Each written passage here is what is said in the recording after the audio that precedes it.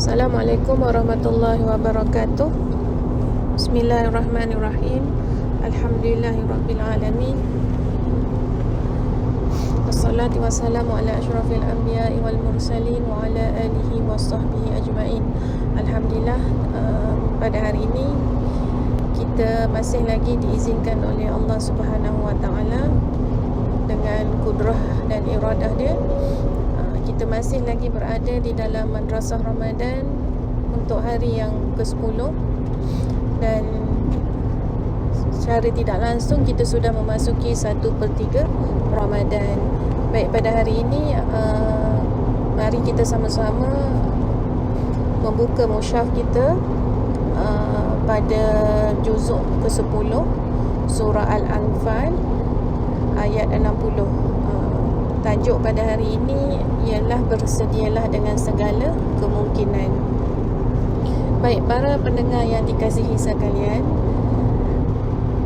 saya harap para pendengar semua masih lagi bersemangat untuk meneruskan momentum Madrasah Ramadan dengan bukan sekadar lapar dan dahaga, tetapi Al-Quran sudah mula membekas di hati kita, insya-Allah. Dan juga kita apabila kita berpuasa, kita membawa kalbu kita bersama-sama dengan cuba berhubung dan berkomunikasi dengan Allah di dalam mengingatinya, agar kita punya 7 panca indera kita juga terjaga dan terhindar daripada kemungkaran, insya-Allah. Baik, pada hari ini kita bakal berbincang satu ayat bagi saya mungkin ramai yang familiar dengan ayat ini, dan kita semua juga sangat-sangat, orang kata, ayat ini memberi sesuatu yang kena dengan keadaan manusia pada masa ini, khususnya bagi mereka yang banyak soalan kepadanya. Antara soalan yang ditanya adalah contohnya, kalau saya ni nak jadi baik, saya nak berubah, apa yang saya perlu perbaiki? Kadang-kadang kita nak berubah tapi kita tidak mengetahui apa yang perlu kita perbaiki, daripada sudut mana kita perlu perbaiki dalam diri kita ni. Ianya soalan yang sentiasa berlega-lega dalam pemikiran kita. Kita tidak tahu ataupun step yang perlu kita ambil tu, kita tidak ada sebarang idea, dan kita pun tidak tahu mana untuk merujuk perkara ini, persoalan yang bermain di dalam pemikiran kita ini. Baik, kalau kita pergi ke majlis-majlis ilmu, kebanyakannya para asatizah akan meminta kita untuk upgrade diri kita agar menjadi lebih baik di sisi Allah Subhanahu wa taala. Tapi kadang-kadang kita tertanya, apa yang kita nak siapkan tu? Kita pun tak tahu nak bina kekuatan melalui apa. Tiada manusia tidak mahu menjadi hamba yang terbaik di sisi Allah Subhanahu wa taala. Namun kadang-kadang manusia itu tidak tahu bagaimana caranya, apa yang perlu dibuat, dan ilmu pun banyak. Ilmu mana yang perlu difokus, itu adalah perkara yang sentiasa bermain dalam fikiran kita apabila kita ingin berubah. Para pendengar yang dikasihi oleh Allah sekalian, jadi dalam ayat ke-60 surah Al-Anfal, Allah ada mengajar kepada kita apa yang perlu kita persiapkan. Jadi mari kita sama-sama membaca firman Allah di dalam surah Al-Anfal ni. Allah berfirman, dan sediakanlah untuk menentang mereka, iaitu musuh yang menceroboh, segala jenis kekuatan yang dapat kamu sediakan, dan dari pasukan-pasukan berkuda yang lengkap sedia untuk menggerunkan dengan persediaan itu musuh Allah dan musuh kamu, serta musuh-musuh yang lain dari mereka yang kamu tidak mengetahuinya, sedang Allah mengetahuinya. Dan apa saja yang kamu belanjakan pada jalan Allah akan disempurnakan balasannya kepada kamu, dan kamu tidak akan dianiaya.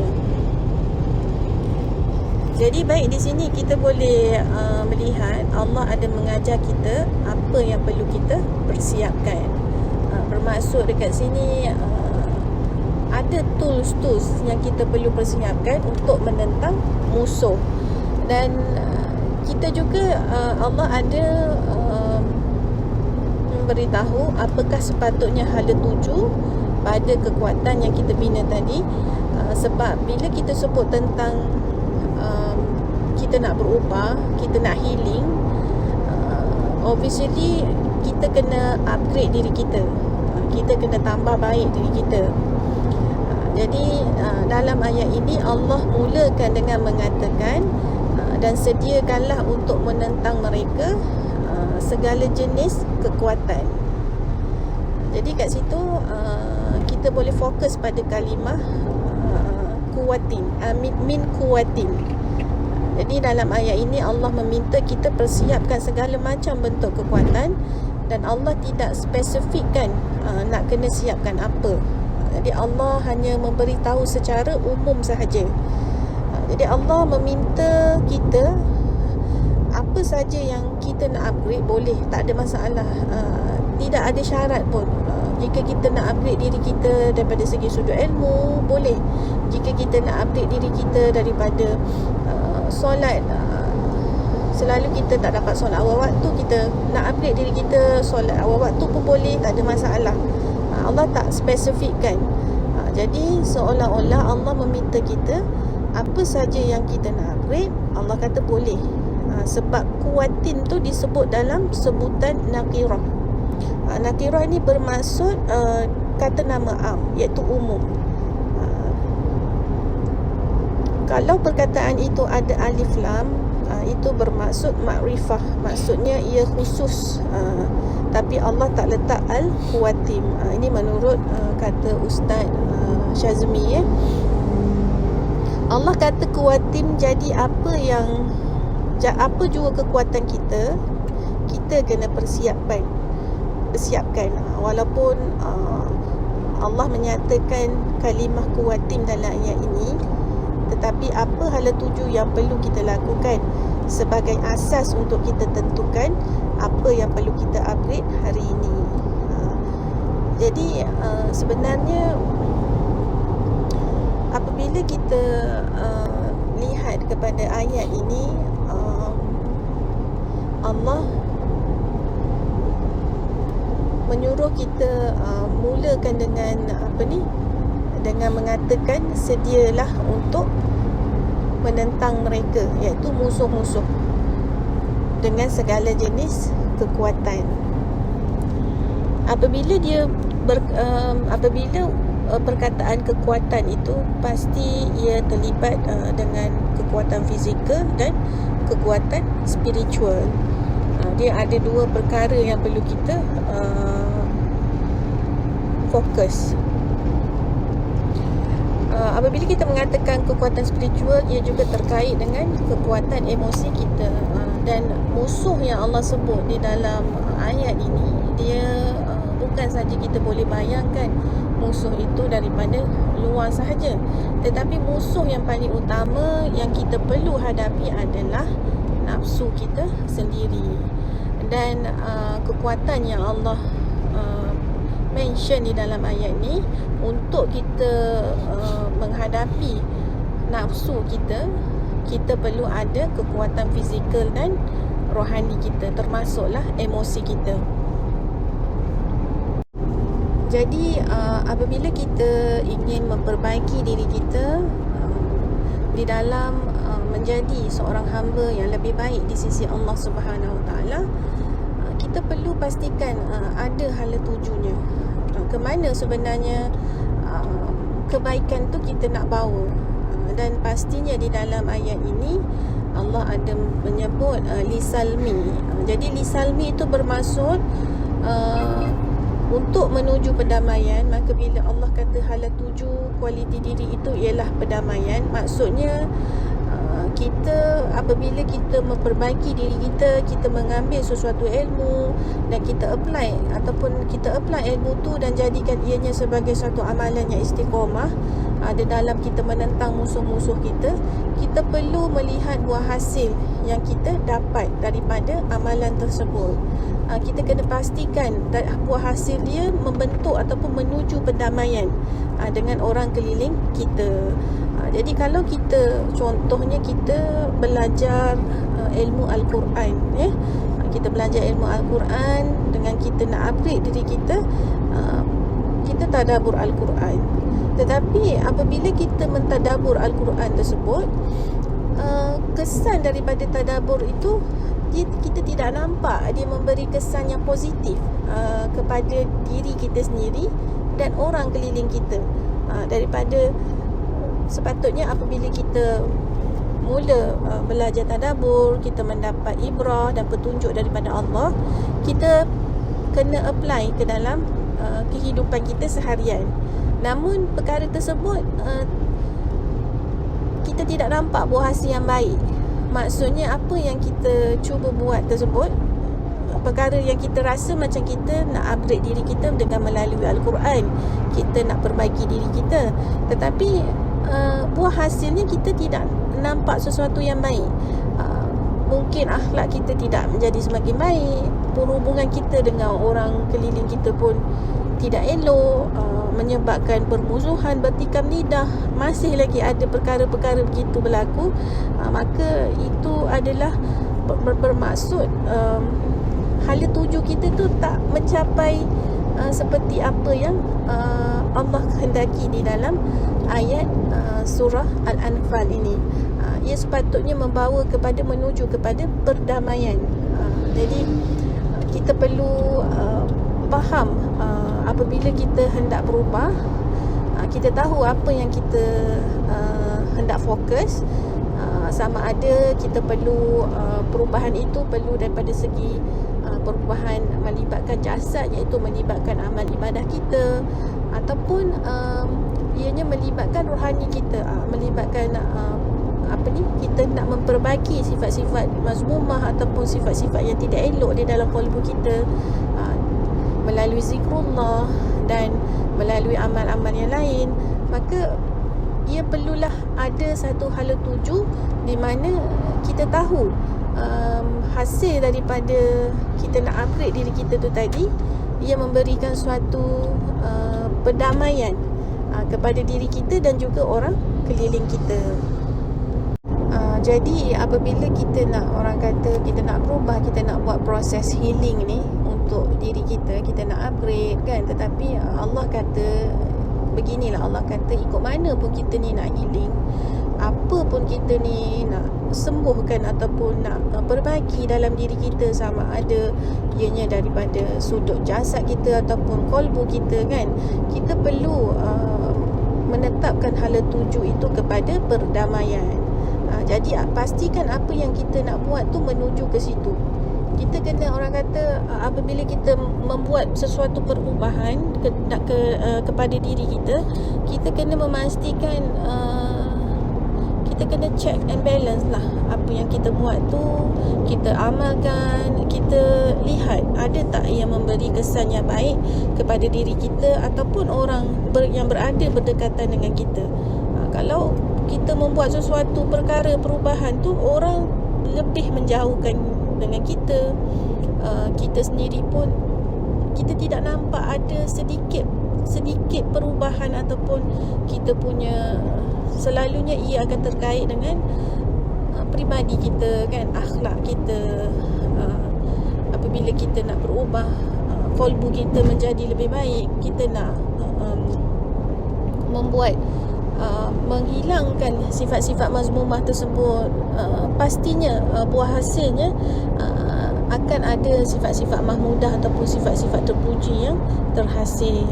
Kalaulah daripada kita beramal kita tidak nampak perkara-perkara yang saya sebut tadi, mungkin kita boleh tafakur dan muhasabah diri kita, di mana yang perlu kita perbaiki, ataupun apa yang membuatkan amalan tersebut tidak dapat memberi kesan yang baik ataupun buah hasil yang baik kepada diri kita dan juga kepada orang keliling kita. Apabila kita ni berubah, kita menjadi yang lebih baik daripada diri kita dahulu, pastinya orang yang dekat dengan kita akan terkesan dengan perubahan kita. Kita lebih nampak keadaan lebih jadi tenang, secara kita berkomunikasi dengan orang yang dekat dengan kita pun lebih mudah, perhubungan kita dengan orang keliling kita pun lebih mudah, kerana kita sedang, orang kata, healing, sedang membuat healing kepada diri sendiri. Kita tengah mengupgrade diri kita. Tetapi kalaulah perkara yang kita upgrade tu ataupun kita buat proses healing tu tidak menuju kepada perdamaian, sama ada kepada diri dan orang keliling, maka sudah masanya untuk kita cuba renung kembali ataupun muhasabah diri kita. Apa sebenarnya, di mana sebenarnya yang membuatkan perkara ini tidak mendapat buah hasil yang baik.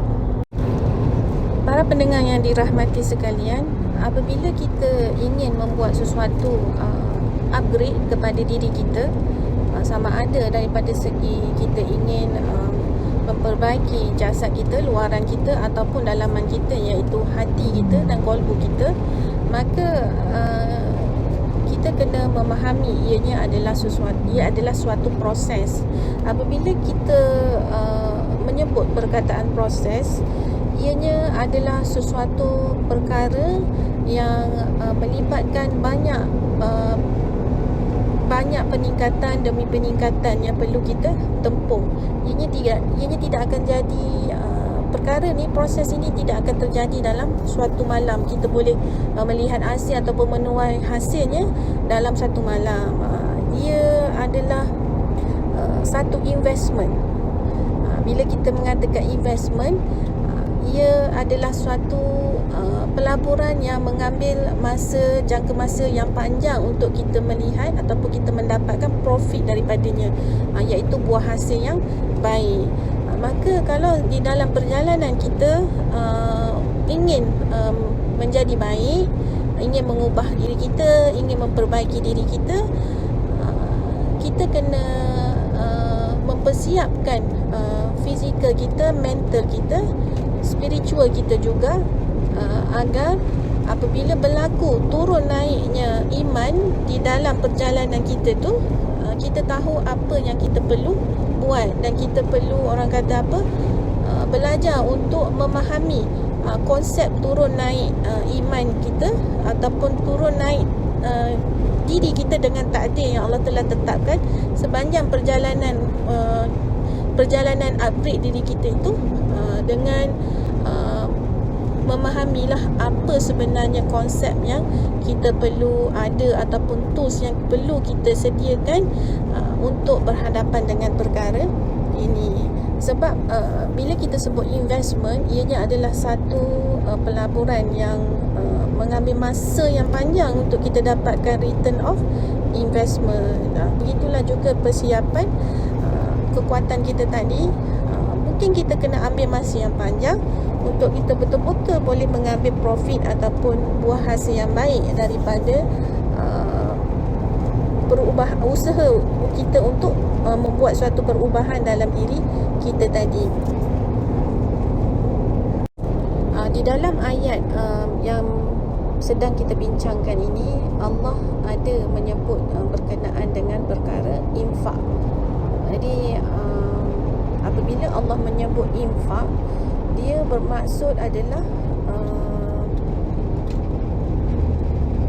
perkara yang kita buat itu seolah-olah sebenarnya kita sedang membelanjakan sesuatu pada jalan Allah. Dan kita pun tahu perkara yang berkaitan dengan infak ni adalah sesuatu perkara yang besar di sisi Allah. Ibaratnya kita memberi pinjaman kepada Allah. Allah sangat suka kepada hamba-hambanya yang mengeluarkan infak ke jalannya, membelanjakan apa saja yang ada pada kita ke jalannya. Dan sudah pastinya ianya akan diberi dengan suatu ganjaran yang besar di akhirat nanti. Jadi apabila kita ingin membuat sesuatu perubahan kepada diri kita, ianya Allah sendiri mengatakan ianya adalah infak, dalam konsep infak kepada Allah. Dan walaupun ia sukar, tidak mudah ya untuk kita berubah, untuk menjadi baik. Ia bukan suatu perkara yang mudah. Banyak orang kata pengorbanan, kesusahan yang kita perlu tempuh. Kerana apabila kita ingin berubah menjadi lebih baik, ia akan melibatkan sesuatu perkara yang itu kita panggil mujahadah nafsu. Apabila kita sebut tentang nafsu, sudah pastinya ia suatu perperangan yang besar yang perlu kita tempuhi. Namun Allah mengatakan apabila kita cuba istiqamah dalam kita mencari ilmu untuk kita melawan nafsu kita dan menjadi lebih baik, membuat perkara-perkara yang baik, membuat perkara-perkara yang Allah suka dengan mentaati Dia, melaksanakan takwa, kita bersungguh-sungguh dan bukan sahaja kita fokus kepada jasad kita, malah kita cuba memperbaiki hati kita daripada perkara-perkara yang Allah tidak suka, di mana ianya terdapat perkara seperti sifat-sifat tercela, sifat-sifat mazmumah, dan akhirnya akan menghasilkan keakuan diri. Jadi jika kita ingin berubah dan kita tahu kita akan menghadapi sesuatu perjalanan yang penuh dengan liku-liku, tetapi Allah mengatakan ianya adalah sesuatu perkara yang besar di sisi Allah, dan Allah akan memberi ganjaran yang besar kepada hamba-hambanya yang menempuh jalan ini. Jadi itulah kita panggil ianya adalah suatu investment. Investment dia perlukan satu jangka masa yang panjang untuk kita melihat buah hasilnya. Jangan, kalau kita apabila kita berubah, kita masih lagi tidak nampak diri kita ni tidak mendatangkan buah hasil yang baik dengan apa perubahan yang cuba kita buat, kita tidak perlu orang kata apa berputus asa. Kita hanya perlu membawa Allah itu bersama di dalam perjalanan kita itu dengan kita melihat kembali muhasabah diri kita, kita melakukan tafakur. Melalui tafakur tersebut kita minta bantuan Allah untuk Allah tunjukkan mana silap kita yang kita boleh improve lagi. Dan perkara-perkara begini apabila kita meneruskan, kita istiqamah walaupun kita diberi ujian di dalam proses perbaikan diri kita, dan insya-Allah bantuan Allah pasti akan datang. Allah akan buka kita punya hijab untuk melihat apa yang perlu kita perbaiki, di mana silapnya. Kadang-kadang ianya terkait dengan niat, dan kadang-kadang ianya terkait dengan dalam kebaikan tersebut kita tidak nampak, ada terselit nafsu di situ. Perkara-perkara begini kita tidak boleh orang kata identify dia sendiri. Perlu ada memohon petunjuk daripada Allah, dan jika ianya melibatkan perjalanan qalbu kita, pastilah kita perlu ada bimbingan daripada mursyid ataupun guru-guru yang mahir ataupun ahli di dalam perkara qalbu tersebut. Jadi di sini apa yang kita dapat simpulkan bersama, apabila kita ingin membuat sesuatu perubahan kepada diri kita, dan kita sudah tahu di mana hala tuju kita, dan kita tahu Allah mengingatkan kita agar kita fokus kepada buah hasil daripada perubahan yang kita hendak lihat, dan haruslah buah hasil tersebut memberi kesan yang baik kepada diri kita dan orang keliling kita. Dan Allah juga menekankan bahawa untuk kita menentang musuh kita di dalam kita memperbaiki diri kita, ianya adalah bukan sesuatu perjalanan yang mudah. Ia adalah suatu proses yang panjang. Ibaratnya ia suatu pelaburan yang kita perlukan masa untuk kita melihat profit di dalam pelaburan yang kita ceburi. Jadi walaupun begitu, walaupun ianya suatu perkara yang panjang, proses yang panjang, dan kita akan menempuh segala liku-liku yang Allah akan takdirkan, ataupun ujian yang Allah akan takdirkan sepanjang proses kita ingin menjadi yang lebih baik di sisinya. Tetapi Allah memberi sesuatu perkara untuk jaminan kepada kita bahawa ianya adalah ibarat membelanjakan harta kepada jalan Allah, iaitu menginfakkan sesuatu yang kita ada kepada Allah, dan Allah memberitahu bahawa ianya pasti akan diberi ganjaran yang besar ketika di akhirat nanti. Bayangkan kita ingin berubah daripada sudut jasad fizikal kita, daripada sudut spiritual kita dan emosi kita. Ianya bukanlah sesuatu yang mudah. Ianya pasti akan ada turun naik perjalanan tersebut, akan ada diberi takdir baik, akan diberi takdir musibah kepada kita, dan kita perlu laluinya dengan membawa Allah bersama. Apabila kita diberi ataupun ditimpa ujian, ditimpa musibah, ketika dalam perjalanan kita menghadapi perkara tersebut, perlu ada ilmu sedikit di situ bagaimana untuk berkomunikasi dengan Allah, memohon bantuan Allah, dan untuk merasakan hidup kita ni ada Allah. Apa sahaja yang kita tempuh, apa sahaja perjalanan yang kita decide untuk kita buat, Allah itu ada bersama kita.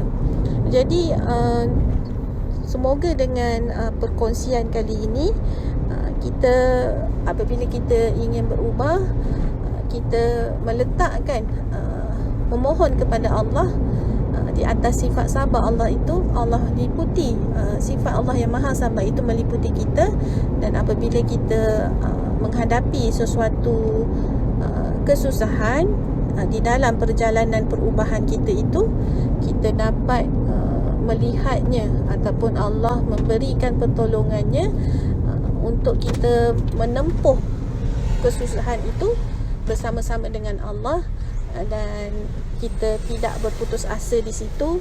Kita teruskan, orang kata, istiqamah di dalam perjalanan itu, dan akhirnya kita akan dapat melihat sesuatu buah hasil yang baik kepada diri kita dan orang keliling kita. Perjalanan untuk mengubah diri ini menjadi lebih baik di sisi Allah, ianya adalah suatu perjalanan yang melibatkan seumur hidup kita.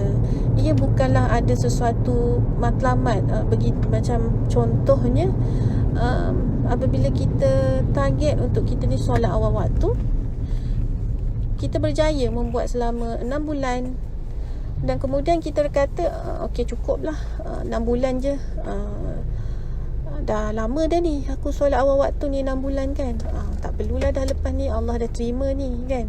Dia bukannya begitu. Dia adalah proses seumur hidup. Kita perlu melawan nafsu kita seumur hidup. Jadi untuk berubah menjadi baik ini, ianya adalah tidak senang, tidak mudah. Dia memerlukan suatu support, sama ada daripada dalam diri kita sendiri dan juga orang keliling kita. Bagaimana maksudnya support? Melalui orang keliling kita. Apabila kita ingin berubah menjadi baik, salah satu cara untuk kita kekalkan momentum kita itu adalah dengan mencari circle yang sama dengan apa yang kita buat. Di situ apabila kita merasakan kita down ataupun mula berputus asa, dengan merasa berat untuk meneruskan perubahan kita tu, kita dapat melihat ataupun mengambil semangat ataupun momentum daripada orang-orang keliling kita yang sama menghadapi ataupun ingin berubah perkara yang sama macam kita. Di situlah support daripada orang keliling. Manakala daripada support daripada dalam diri kita adalah dengan mengambil sedikit ilmu. Apa perlu kita ada apabila iman kita turun dan kita merasakan tiada kekuatan ataupun merasa malas untuk melaksanakan ataupun meneruskan apa perubahan yang kita sedang buat. kita rasa kita tidak kuat untuk melawan nafsu pada ketika itu, di situlah ilmu-ilmu yang ataupun tools yang kita perlu ada untuk kita apply di sana. Dan sudah pastinya semua ini berlaku di atas kekuasaan dan kehendak Allah. Maka bergeraklah bersama Allah ketika dalam kita membuat perubahan ataupun membuat proses healing kepada diri kita, dan pastikan ianya tidak memberi sesuatu perkara yang kita merasakan perkara ini mudah, tetapi kita berpijaklah kepada realitinya. Perubahan yang baik ianya tidak mudah kerana ia melibatkan mujahadah nafsu. Jadi semoga dengan perkongsian saya ini kita dapat, orang kata apa, menjadi lebih baik luar dan dalam kita.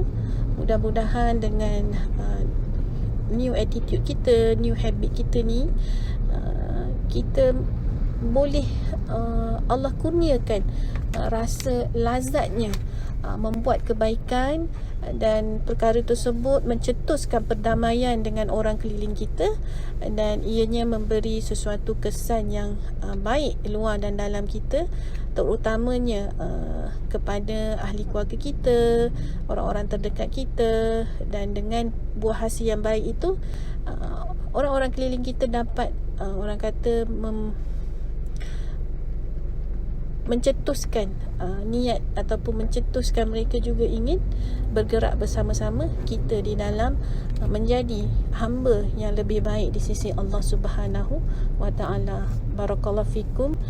Saya sudahi sharing saya dengan tasbih kifarah dan surah Wal As. Assalamualaikum warahmatullahi wabarakatuh.